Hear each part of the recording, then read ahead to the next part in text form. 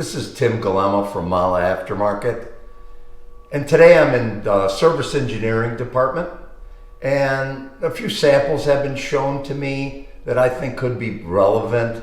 This is all part of the program that details are really important when it comes to installation.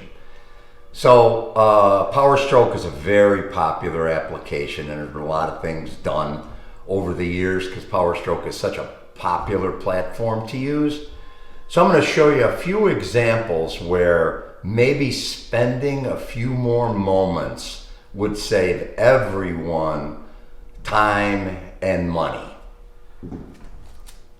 First of all, you can see in this particular application where the gasket really was never run, but the problem is that the push rods wouldn't fit through the push rod openings.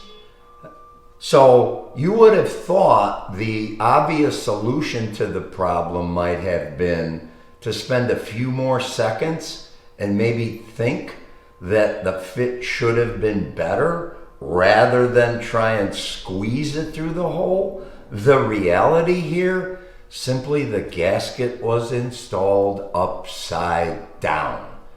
So it wasn't that the gasket was necessarily manufactured incorrectly.